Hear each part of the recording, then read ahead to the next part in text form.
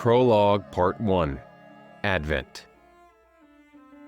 The inky raven coursed on icy winds crashing over the high snowy peak. The midnight bird crossed the apex and dove along the mountain's jagged northern face before weaving over the western saddle to the volcano, billowing black with thick, acrid smoke. He banked across a broad, empty waste to a sandy desert broiling in heat. Northward, the raven crossed a winding river that bisected the small island. He circled an overgrown maze of ruins before climbing a spine of barren ridges westward, north of the island's swamp, to the base of a high, conical peak. Where the ridges ended at the foot of its towering eastern cliffs, the raven landed before a high, mud-caked wall of stone. Cocking his head, the raven cawed. Moments later, the world shook, and falling sheets of mud revealed a carving of a woman whose hair covered her breasts, her legs tucked beneath her, and her arms cradled a pregnant belly. She split in two as great stone doors slid open to reveal a passage. The raven leapt through with a flutter of its inky wings into a narrow hallway, at the end of which rose a tall chamber speared with dusty light from gaps in the rock above. Walls on either side leaned inward to form an A-frame from an outward-leaning base. At the far end of the graduated chamber rose a narrow wall drenched in vinery, upon which rested a larger version of the same carving upon its entry door. Here, the mother presided in silence over her cathedral. Short of where the light rebounded from the stone floor, the raven landed with a few hops and uttered a long, grating caw. After its echoes danced through the chamber and faded, a single point of light appeared in the heart of the room and expanded into the shape of a tall humanoid. Smoky ambience wreathed the figure until his skin opaqued and luminescent robes flowed into place. The light faded over his earthy brown skin, indigo hair and beard, and crystal blue eyes. He descended to the stone floor of the chamber and, upon touching down, drew air into his lungs. With his toes resting on the sandy surface, he took in the room like an old friend. "Awena," cawed the raven. Awena knelt and bowed. "You summoned me." "It's time for the breaking," said the raven. "Call your fellow high archons. Advent has come." "And the herald?" "I anointed him eons ago. He will be ready when the time is nigh." Awena rose. "By your will." The raven leapt into the air and returned to the shadow of the passage. "Indeed." Awena gazed again upon the room before touching his heart. 3 more beings materialized of varying color and size. Voluptuous Suthene of blue skin and black hair, and willowy Nashwan of bronze and blonde, and stocky Hellstoy with emerald and ginger. "The Exodus has come." "Finally?" asked Nashwan. "After so long?" "Alert the races," said Awena. "Give prophecy to the children, visions to the young, and dreams to the old." Suthene tugged at the veil draped across her face and looked after the raven. "Praise the self." "To the dwarves and the Uto beings, Hellstoy," said Awena. Hellstoy bowed. "Nashwan," Awena turned, "to the bestials, the high sentients and partials." "Honored and eager," said Nashwan with a smile. "I go to the ancients, the eon spanners, and the magic breathers," said Awena. A smile split Suthene's thick-lipped mouth as her eyes gleamed with expectation. "And you?" Awena turned. "The humans, the elves, and the vacants," she said as she grinned. "I get to herald him, truly." "Truly," said Awena. She grinned and clutched Nashwan's hands.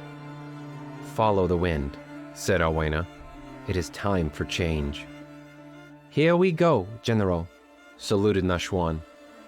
Awena shared a look with his companions before they dissolved into the air and followed the raven through the hall as swirls of glowing dust. "Yes," Awena whispered to the great carving of the mother. "The day of Pan has come." Part 2 Tuthamir. Misty smoke rolled over the raised midnight terrain. Trees that had burned for 2 days now stood as haunting gnarled columns of an ancient hellish arcade. Pale moonlight filled the fray and marbled the gray, scorched soil. Crows aloft scanned for the now and soon dead in a sky dense with stars, visible between wafting clouds of moisture and smoke. Flashes of colored light fired between long columns of trees before crashing into trunks with concussive explosions. 6 robed men and women in a haphazard circle, accompanied by a handful of terrified, bleeding soldiers, raced across dark terrain while casting spells and bolts of power into the darkness. Snarling lupine creatures rushed in with unbridled ferocity, jaws open and spittle flying as they lunged inward at the haggard few. Lichens in their dozens exploded at their violent magic. Bolts of lightning danced between arbors and animals before disintegrating flesh in brilliant blue light. Creatures raced and crashed among cracking dead trees. Fiery bolts of energy pierced and set aflame any who couldn't dodge them. Shards of ice shredded flesh or infected muscle until the beasts crumpled in their loping gaits. Warbling distortions of air crushed them into the ground, brittle trees or against other beasts until blood burst from overpressured bodies. The legions came. "This way!" cried a short, stocky wizard as he swung his staff. An eruption of light cast a half-dozen lichens backward into those racing up behind them and slowed their advance. When the wizard paused at the foot of a haggard tree, the light of his staff revealed a wooden sign. From there, he led them bloody and exhausted inch by inch up a rocky incline. When one woman tripped, a tall, black-skinned wizard stepped over her and fought off the beasts until she clambered to her feet, while a frantic young teenager cast spells at anything that moved outside their circle. "Halt!" cried the leader. The group stopped at the precipice of a low cliff overlooking a scorched plain, across which rose a white city, whose thick, high walls glowed in the evening light. Raising his staff until its upper tip burned brilliant, the wizard rammed it into the ground. A bubble shield expanded from its base, around the group of mages, and snapped into place. Bestial hordes rushed the shield's outer edge in such mass that those nearest were crushed and scored against its burning event horizon. The circle of mages knelt or collapsed with exhaustion. "Bollocks!" snarled the lead as the creatures rushed the city. "There's no way to stop them." "Great Sal," moaned one of the women. "To Themia." A mile distant, 100,000 screams erupted from the city. "The beasts are inside," panted Orzo as he wiped sweat from his midnight skin. From horizon to horizon, lichens covered the terrain like an insect horde, scaled Tuthemir's high white walls and poured into the burning city. "We're too late." Laughter erupted behind them from a single lichen standing at the shield's edge. A field of panting, hungry monsters encircled their bubble. Their haunting yellow eyes shimmered in the shield's ambience. "I told you that before, Elverbane." Wizard Sethric Elverbane climbed to his feet and trudged past his staff to the tall lichen, denoted by the bejeweled chain around its neck. "You fucking bastard, call him off!" "Even I can't restrain the super pack," sneered the lichen with an inhuman smile. "Not that I would, even if I could." "This isn't right, Ithnar," Elverbane barked. "It's justice," Ithnar clapped his jaws, "which we are due for centuries of slavery and calling. Revisiting crimes of the guilty upon the innocent isn't justice," growled Elverbane. "It's just fuel for the next crime." "We are due our blood," Ithnar cried. "You're spilling the very blood you aim to save," cried Elverbane with his natural brogue. "Fury blinds you to the real way to get what you want, you feeble-minded cunt." "High-minded ideals from a traitor," Ithnar howled with derision, echoed by 10,000 lichens in full fugue. "I've tried reasoning with you," said Elverbane. "I've tried fighting you directly. You done call off those fucking wolves and I will break the super pack, right here and now." Ithnar laughed. "With what?" Measly bolts of fire and lightning? Kill me. Kill the rest of my brethren. You don't even scratch the superbug. I will end them, said the wizard. Boast all you like, Ithnar sneered. You like blood, right? Asked Elverbane as he raised an upturned palm. Ithnar's brow flickered. Tiny flecks of light appeared and drew an intricate sphere above the wizard's hand. You know that well enough, Elverbane, Ithnar said. What are you doing? You have one last chance, Elverbane said, or else I end everything. What is it? You've no more power than me, that's where you're wrong. Elverbane's underlit face intensified with the glow of his spell. The path doesn't empower you, Ithnar. It only limits.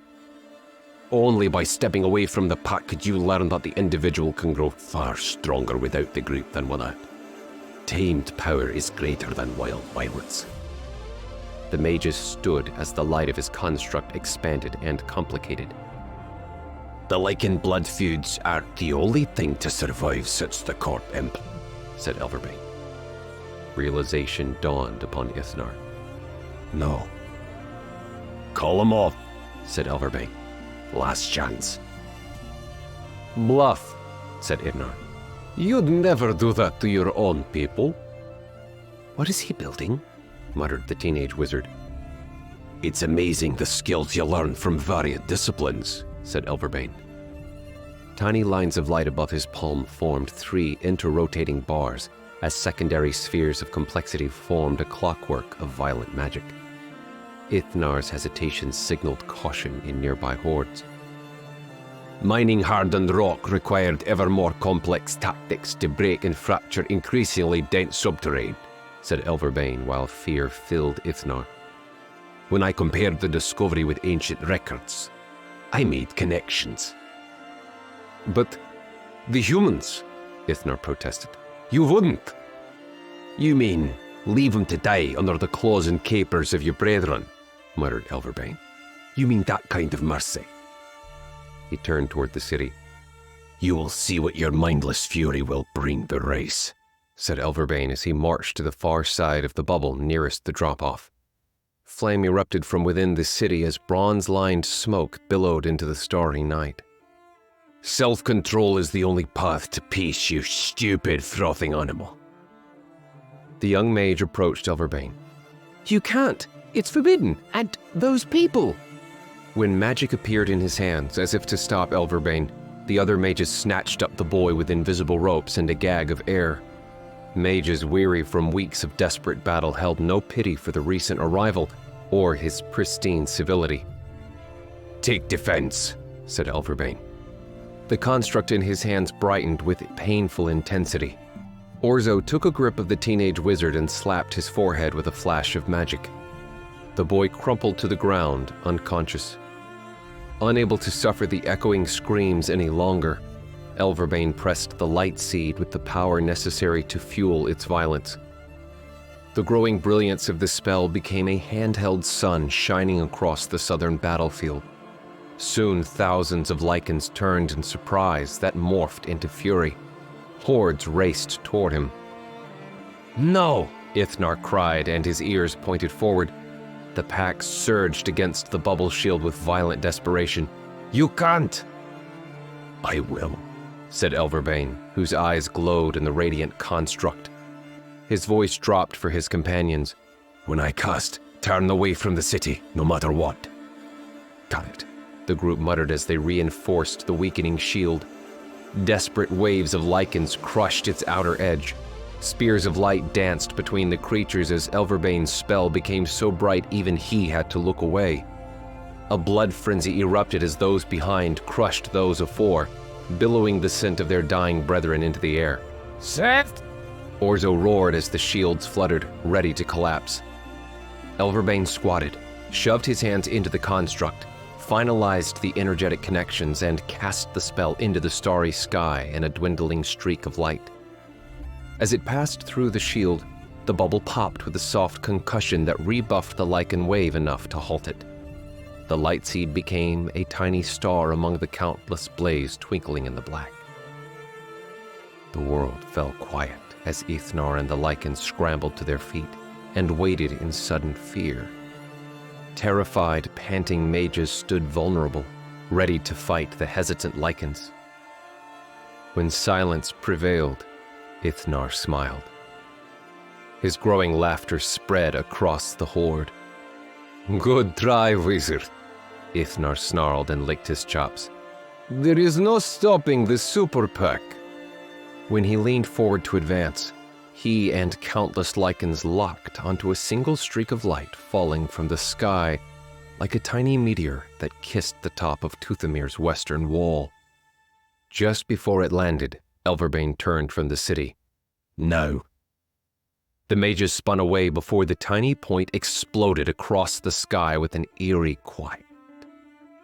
Creatures, trees, and scree filled the air. Backlit as he was, Elverbane stood in silhouette to the devastating light spreading across the horizon before he leapt to the ground. Facing the city, Ithnar and the pack were caught in its scorching brilliance. They shielded themselves as the pressure wave crashed over the cliff and cast them from their feet. The endless horde roared in agony. Nocturnal eyes burned blind that weren't first struck by its concussive power. Fury ravaged the world and soon faded before Elverbane regained his wits. He rolled over and froze at the sight of the fiery column filling the sky. As his companions struggled to maintain their consciousness, he managed to raise his hand and a shield. Heavy stones once founding the city's walls climbed the sky, fell like volcanic projectiles, and exploded a few paces above their heads. Mages and their soldiers cowered until they realized they were safe beneath Elverbane's shield. When the initial fall subsided and the shield petered out, Elverbane climbed to quivering feet and stumbled again to the precipice. A mile-wide crater glowed with molten soil and thousands of burning trees as far as they could see. Light spreading across the skies revealed successive layers of the horde caught in the greater blast zone. The immediate area around the column of fire was clear of anything at all, either blasted away or disintegrated. Those further out lay dead and burning. Beyond, hundreds of acres revealed writhing, squirming masses of creatures howling in agony. Their animalistic screams were echoed by the equally struck city populace. Horror cut through Elverbane.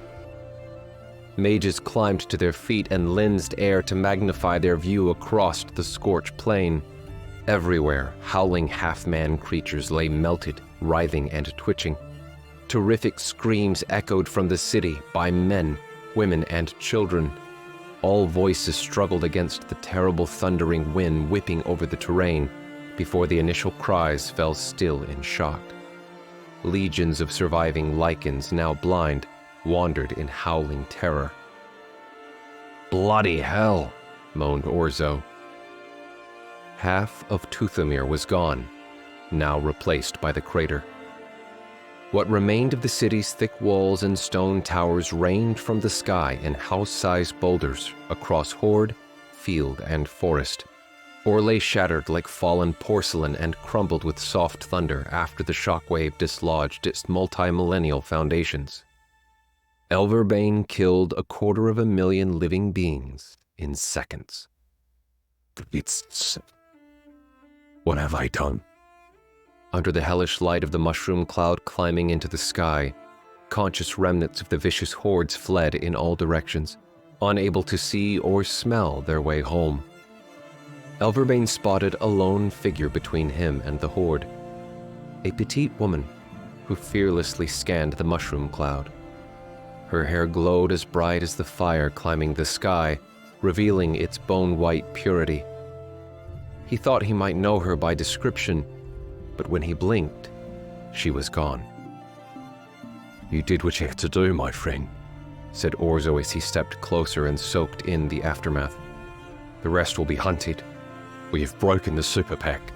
We have a chance to end this." "At what cost, Orzo?"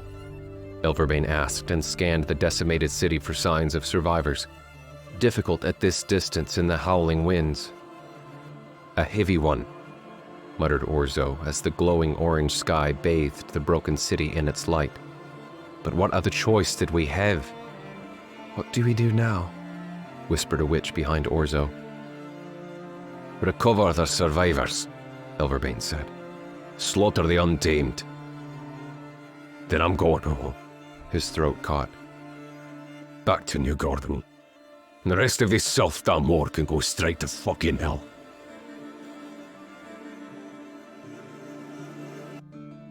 Chapter 1. Park. Her silver irises tracked Haephan from across the park. He wouldn't have seen her if he hadn't been scanning for Crimson Guardians.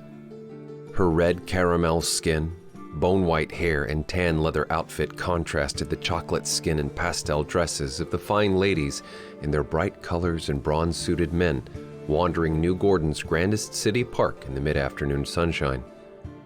When their gazes met, she didn't recoil from his dark, yellow coffee skin, wide head, and diminutive size like other girls. Haephan shrank behind the tree. Was she a snitch for the Crimson Guard? Was she new competition? She didn't seem to know how to melt into a crowd. The way her remarkable eyes followed him, he worried he wasn't doing it so well himself. 3 Crimson Guardians, teenage boys monitoring the crowds for thieves, scammers, and pickpockets, passed between them, one of whom stared at the white-haired girl. When her focus flicked to the smitten boy, Haephan slipped along the trees. While the park opened to the left at the edge of the copse, Haephan fired across the grass to flank the nearest group of ladies making their daily circuit. Popular among the wealthy, Beltrand Park was a place of gathering, society, business, and politics. Before the women noticed him, he switched to another ladies' group. He walked among men and their teenage sons out on business before backtracking to avoid guardians. Always he moved outside where people searched. Men and women cried their wares or causes from atop a variety of stone and wooden boxes and platforms scattered across the park. At its heart, a massive crowd gathered around its largest and finest marble stage, occupied by a group of high wizards, witches, and warlocks in formal city uniforms. A ring of martial mages repelled the crowd to form a perimeter, while at the group's fore, a tall, graying administrator raised his hands. Everything is being done to keep the packs split. Ilric Wythe's soft words boomed over more than 1,000 attendees. His Majesty King Maegan has summoned battle czars from 5 Pangean academies to help coordinate between New Gordon and other city-states across South Edenia and Central Pangea. Even Altaland has donated forces to rein in the rebellious packs. We were assured they were broken in Tuthamir, cried one well-dressed woman with midnight skin and orange sherbet robes in the crowd, flanked by attendants. Tell us, City Administrator, was High Wizard Elverbane not the hero you and Magekind made him out to be? Before she could finish, hundreds of boos erupted. Standing next to Wythe, a wizard with wind-swept hair, winged in gray, and a trimmed beard raised a hand to quiet the crowd. 40 years ago, High Wizard Elverbane did more than anyone could have asked of him, said Ornith Dufresne. Without him, New Gordon would be a broken field and us the meal on a Lycan's plate. Despite our best efforts, however, the packs have returned. Cries and protests climbed from the crowds. Just blow him up again, cried one man, cheered on by others. Ignoring the exchange, Haephan melted into the crowd. Brushes and gentle nudges with his hands went ignored by adults before their small valuables slipped into his pockets. And if the super PAC reforms? Barked a grizzled, older veteran. The crowd quieted. What then? We going to split the atom again? Some of us remember what happened to the survivors. Some of us remember well. More protests rose from the group, cheering on the wariness of using world enders again. Haephan kept his picks small as, unlike adult thieves, larger items stood out on his small frame. After trying to pick an older man, He retreated when the man instinctively patted his pocket. Feeling pressed, Haephan stepped from the crowd. Encircling him, 5 Crimson Guardians quietly punched hands. "Finally," said a boy at the center who boasted the same midnight hair and chalky burnt sienna skin as Haephan, though stood a few inches taller. A knotted rope looped his shoulder and armpit to indicate his status as a Red Captain. "Dolphus?" Haephan sneered. "I've spent a lot of time looking for—" "Hey!" Dolphus began to say when Haephan dove into the crowd. Dolphus and his buddy Nerman raced after him while the others fanned out. No other words were spoken or shouts uttered. Crimson Guardians were not to disturb the adults any more than thieves. Haephan flowed through to avoid Dolphus before reaching the far edge. When one of the Guardians passed by, he sprinted across the grass. The Guardian noticed too late, but his soft whistle drew the other teenagers in swift pursuit. Dolphus gave quick chase as Haephan skirted groups of adults the Guardians were wary to disturb, but his caution gave precious advantage to Haephan. Nerman sprinted with long legs and groped for Haephan, but found the boy could turn on his toe. Nerman looped around to regain speed while the others spread out to flank and slid his feet into Haephan's path. Haephan spilled headlong over the ground near one of the far edges of the park leading into the warehouse district. He rolled to his feet as the day's pickings flew across the grass while his hands lifted to defend himself. Nerman again attempted to sweep out Haephan's feet, but the small boy was a slippery target. Other Guardians fared no better as Haephan twisted and ducked from their best attempts to nab him. When Dolphus managed to finger the necklace flying from Haephan's shirt and yank it free, Haephan panicked. "Hey!" Haephan cried. He rushed Dolphus, who snapped his fist and cracked Haephan's nose. Haephan dropped to the grass as blood gushed forth. Moving in, Nerman swept a hearty kick in Haephan's stomach. "Red Captain!" barked an adult constable standing near one of the white crossed arches lining the edge of the park. Snapping to attention with a sharp salute, Dolphus directed the others to haul Haephan and his lost pickings out of the park, across the Broadway rattling with carriages and wagons, and into a narrow, crate-packed alley. Haephan twisted out of their grip and disappeared through a tiny gap between stacks of crates. "Hey!" Dolphus snatched in vain in the tiny gap of crates too heavy to cast aside. "Gimme back my ring!" Haephan barked at Dolphus while the other Guardians searched for a way inside. Dolphus laughed. "Your ring, you fucking little picker. I don't care who you think you are. You're still just a thief." "It's personal," Haephan said. "It was mine. I saw you grab my picks." "You think I want to keep your pathetic pickings?" asked Dolphus. "Why should I care about your personal shit when all you do is take others' personal shit?" Dolphus shook his head at the awkward statement. "Get a job, you fucking Rainy." "Easy for you to say, soft white," Haephan said. "You worthless little bastard," Dolphus snarled at the insult. Fresh blood drooled from Haephan's smashed nose. "I gotta eat somehow." Crates rattled as the Guardian on Haephan's left found a way to leverage them enough to wiggle along the wall behind him. "A third son, you little shit," Dolphus spat as they worked to flush Haephan out. "You think I'd be in the Crimson Guard if my father was grooming me for his business?" While Dolphus snarled, Haephan glanced in each direction at the teens, gathered blood drooling from his nose into his mouth, and spewed it as far as he could through the narrow gap. "Fuck!" Dolphus retreated as Nerman got within arm's reach of Haephan, who wiggled through the gap, planted a kick between Dolphus's legs, and bolted back toward the park. A Guardian blocked his path, flanked by another. Clutching his crotch, Dolphus drew his cudgel. Cornered, Haephan feinted returning to his hiding place, but changed directions and kicked at Dolphus's knee. Though he planted his foot well, his short leg did little more than push it back a bit and stumbled into Dolphus's kill zone. Fury doubling, the Red Captain swung his weapon. Haephan spun and rammed his elbow at Dolphus's kidney. He knew he missed when Dolphus took the hit and rebounded with the cudgel across the back of Haephan's head. Haephan staggered. Dolphus grabbed him by the scruff of his neck and hauled him down toward his rising knee. Haephan twisted out of the way, but couldn't escape Nerman's well-timed elbow to his face. Haephan crashed into the side of the unmoving crates. When his crown rang upon the cobblestones, he balled up and cradled his head. Dolphus reared his foot and kicked Haephan several times in his gut and knees. Had Haephan any food in his stomach, it would have come out. "Hey!" A man's voice rang out in the narrow alley. Get away from my crates! The guardians stiffened. Sorry, sir. Nerman locked up. Glaring, Dolphus spat at Haephan. Accuse me of being like you fucking picker. He kicked him again. Cap? Nerman hissed. His chest heaving, Dolphus squatted, gripped Haephan's hair in his oversized leather gauntlets, and growled, Next time, I'll do as the sweethearts should have done and put you in the vat myself. He straightened and kicked him again. He pointed his cudgel at someone out of sight. Oi, you! Get your bitch and go back to the shithole you dogs crawled out of. Haephan struggled to think or wonder whom he was talking about, until the face of a tiny almond-skinned boy appeared over him and tugged at his clothes. Come on, said Tilly. We gotta go. Dolphus sneered. Hurry up, cumstain. Shit you! Tilly shouted. The teens cackled and mocked his awkward profanity.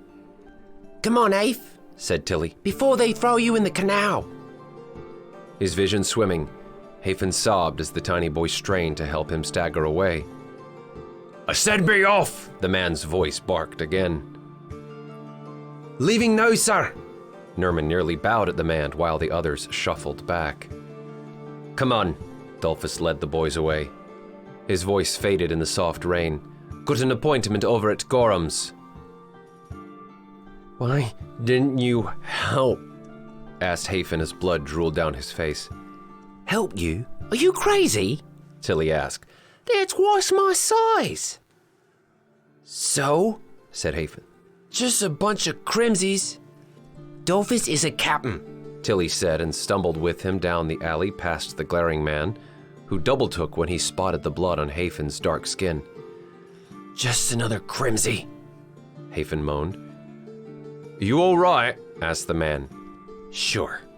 Haephan spat blood upon the street. Turning, they limped away. Damn, Haeph. Tilly's scrawny frame strained under his larger friend. I thought you'd never get caught. You never have been before. What happened? Yeah, well, Haephan grimaced. I got distracted. By what? I've seen you disappear in the middle of a street. Haephan recalled the penetrating gaze of the girl with bone-white hair. Just something stupid, I guess. They got my ring. Navigating the narrow alleys to avoid main byways, they headed southwest, away from the affluent districts, through other policed districts, and down devolving streets into Rainhold.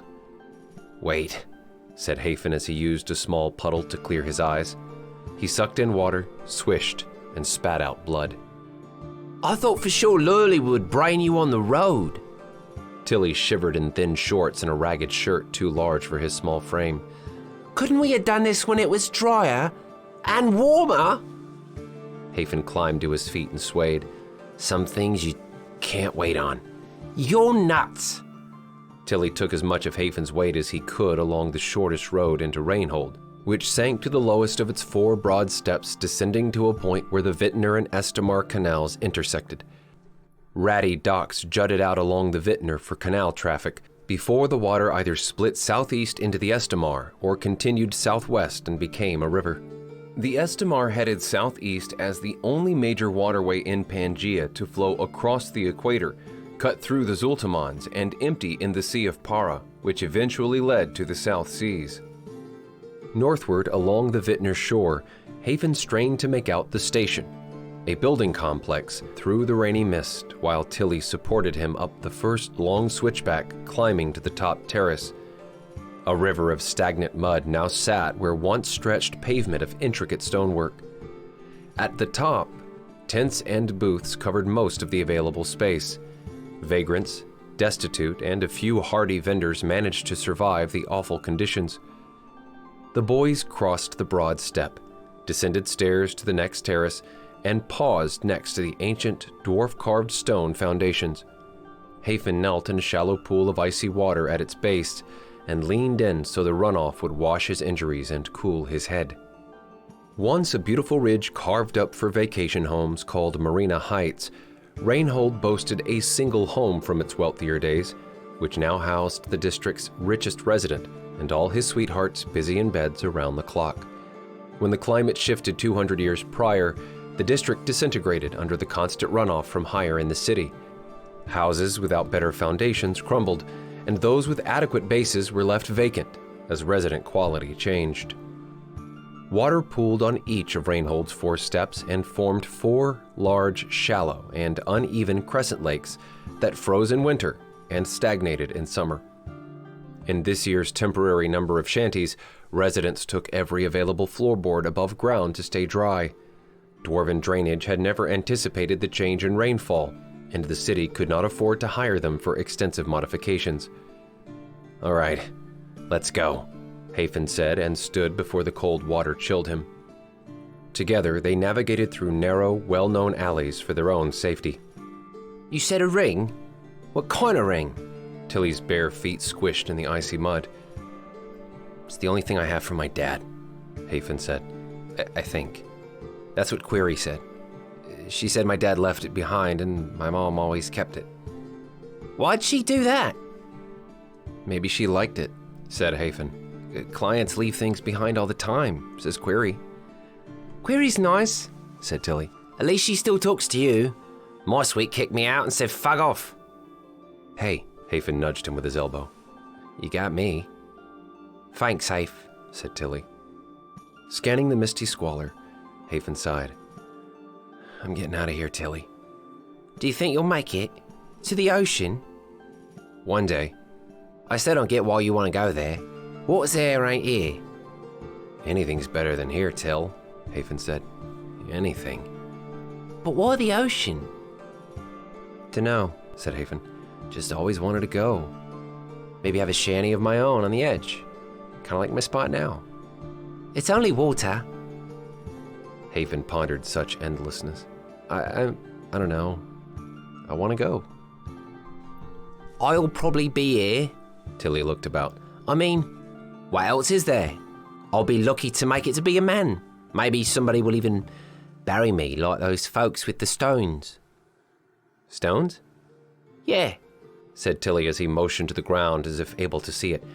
"The dead people with the stones with the letters." "You mean gravestones?" "Yeah?" asked Tilly. "I mean, it meant they was somebody, right? To have a stone that doesn't wash away like wood or mud from the canal. It says, I was here.